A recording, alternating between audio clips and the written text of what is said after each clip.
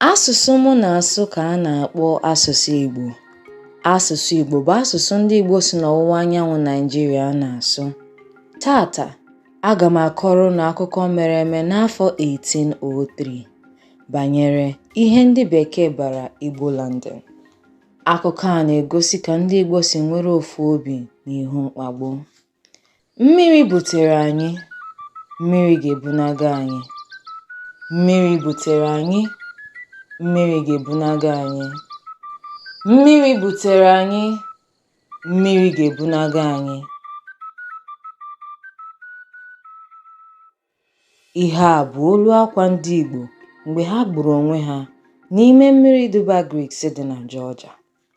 N'arọ 1803, ndị Igbo si n'ọwụwa anyanwụ Naịjirịa jikọrọ aka ọnụ fọọ ntutu taa na ha agaghị aba n'ala ndị ọcha jee buru ohu, kama ka ha nwụọ n'ime mmiri Georgia butere ha n'ebe ha nọ. Ndị Igbo bụ ndị a mara ama maka nnukwu omenala ha. Ha bụ agbụrụ siri ezigbo ike, jụwa isi na ha agaghị anabata ndụ ohu ndị jidere ha nyere ha. Mgbe ha rutere n'ime mmiri St. Simon dị na Georgia, ha kwekọrịtara n'ụzọ ha ga-esi nwee nnwere onwe bụ ịlakwuru ndị nna nna ha. Ha sịrị na ọ kara ha mma na ha nwụrụ n'ime mmiri butere ha karịa ịbụ ohu n'ala ndị jidere ha. Ha nwere olileanya na ha ga-esi otu ahụ laa n'ala ebe a mụtara ha. Mgbe ha kpasịrị nke a, ha tụrụ aro jide ndị jidere ha kụgbuo.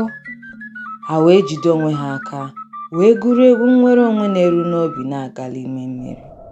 Ihe a bụ egwu ha gụrụ: mmiri butere anyị, mmiri ga-ebunaga anyị,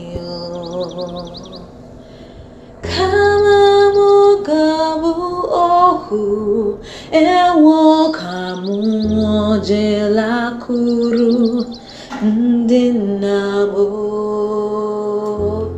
n'obodo ọma, ebe ezumike m ga-adị.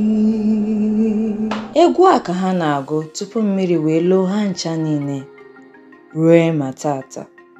Ebe a ihe dị egwu mere ka na-aza Igbo Landing. Akụkọ a na-egosi ka ndị Igbo si bụrụ ndị siri ike, ndị nwere ofu obi na-anaghị atụ ụjọ ọbụla n'iru ọnwụ. Ma rukwe ma tata, echiche ndị Igbo nwụrụ anwụ ka bụ ihe eji ama atụ. Ọnwa Mee niile abụrụgo oge edosara ka ọ bụrụ ncheta ndị Igbo anyị nwụrụ anwụ na mmiri Georgia.